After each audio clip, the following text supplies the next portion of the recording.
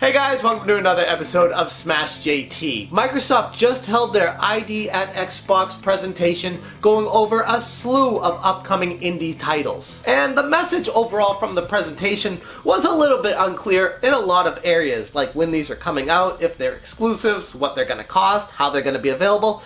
A lot of questions that weren't answered, but as far as what the presentation did provide to us, the games looked absolutely terrific. I want to get this out of the way right off the bat. I'm not a fan of sizzle reels. I never have been and I never will be. It's too much information too quickly, and while it does look cool and flashy to the human eye, it doesn't allow me to grasp what's actually going on in the game and if it's something that I even care about. And part of this presentation from the ID at Xbox, it was a 13-minute and 5-second pre-made video just like a Nintendo Direct, but a good chunk of it was sizzle reel stuff of these games they were going over, and it didn't give a really good explanation as to what the games were about and why I should be excited about them.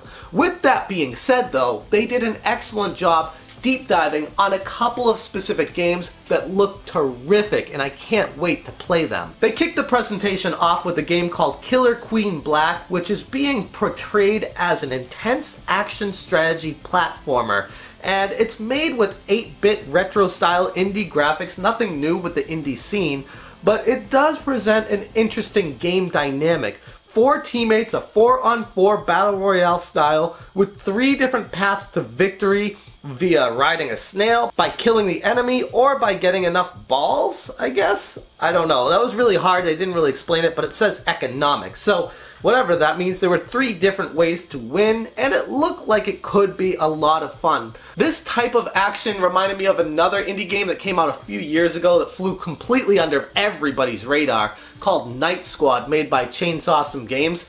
Definitely deserved more attention, and it never got it. It was a really fun indie game where you could have, I believe, up to 8 characters fighting all at once in the battle arena style. It was fun, and this game looks to bring that kind of action to the console with a few more wrinkles to the action. So I'll definitely be checking this one out. Looks very interesting. I wish they spent a little bit more time on it, but from what we got, I could grasp exactly what the game style would be. Then they went into a game called Outer Wilds, and this game looked very interesting. They took a deep dive with the developers of it, and they discussed what it presented to the end user.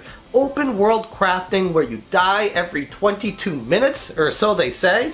And the only thing you can take with you is your memories of what you've learned from the playthrough to be able to build and get further in the game from that. So, very interesting style of gameplay. Not sure how that's going to play out, but it looks really fun. Almost like a mix between Firewatch and Myst and No Man's Sky. If all 3 of them got together and mushed into one game, it looks like this would be the result. Outer Wilds will be coming out to Xbox Game Pass, but we don't know when that's coming. Sometime in 2019, but that's all the information they gave us in that presentation. Void Bastards was another one of those games that looked absolutely fantastic, but they only gave us about 15 seconds of footage, if that, and it showed cel-shaded action, first-person shooter.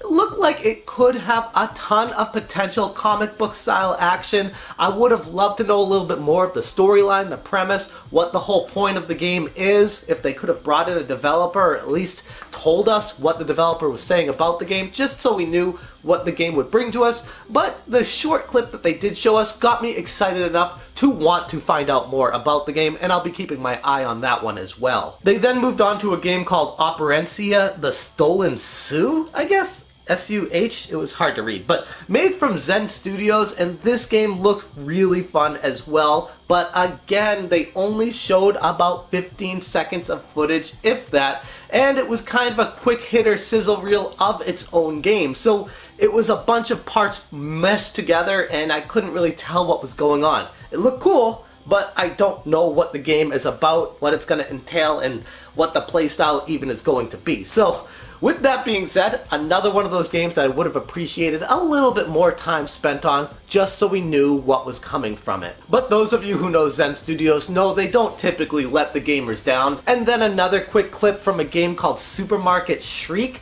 and this one almost looked like a different take on Super Meat Boy, like a top-down view style game of that kind of action. But again, it was a very short clip, almost about like 10-15 seconds only of footage of the game, and it looked fun, but it didn't give any details as to what to expect out of it, what the gameplay is even like. So again, another game I'll be interested in, but I feel like all these games that are mentioned quickly could have used at least 1 to 2 minutes talking more in depth about what the game has to offer to the end user. Another game called The Good Life, which, if you can sense a running theme here, way too short on information. It just showed animals running around. I could have used a little bit more insight as to what this game was about. Looked pretty fun, possible to be spectacular. Who knows? Because it just showed a couple animals running around. So Microsoft, if you end up seeing this, or if anyone sends this to them, if there's anything you get out of this, just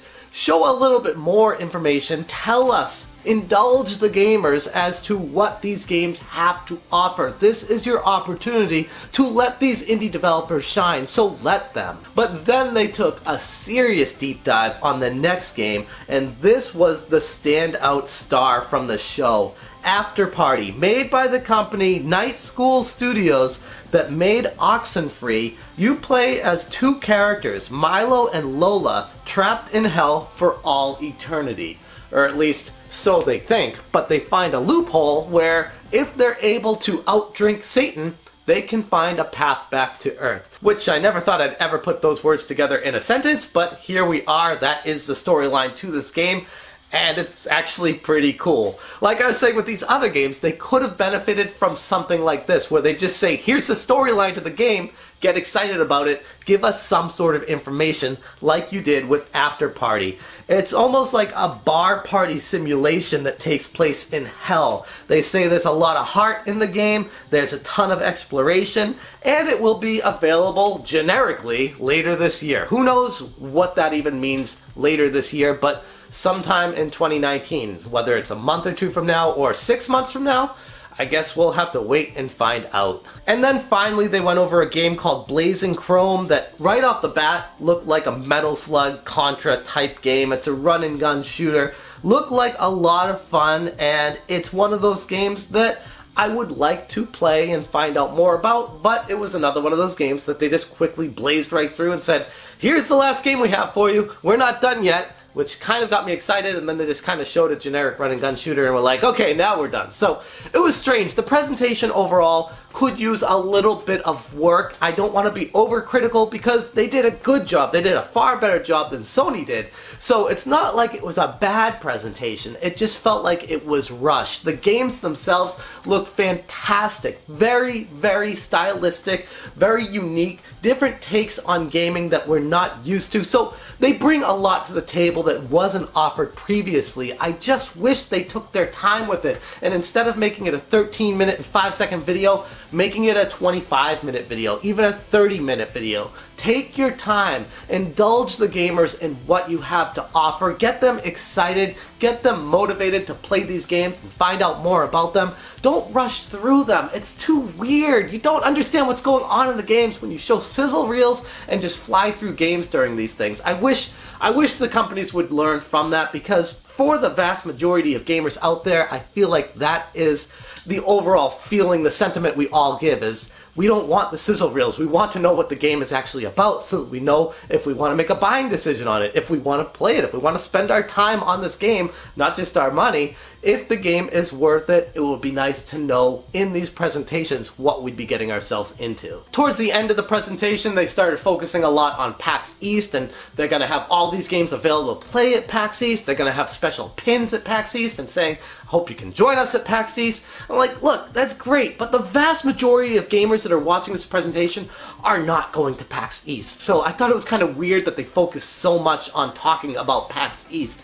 during this. This presentation was your opportunity to show these games off. PAX East is just a much deeper dive in being able to play them. So I thought it was weird how much they were pushing PAX East during a 13-minute presentation, where they could have just extended the presentation out longer and at the end said, if you want more information and play these games, we'll be at PAX East with all of them as well. I feel like that would have made a lot more sense. At least that's how I feel about Microsoft's ID at Xbox presentation. It wasn't terrible. It was good. It could have had a little bit more meat to it. They could have talked more to the developers about what they'd be bringing to it, but overall, the games look spectacular. I'm excited about pretty much all of them. So from that perspective, I can't really complain.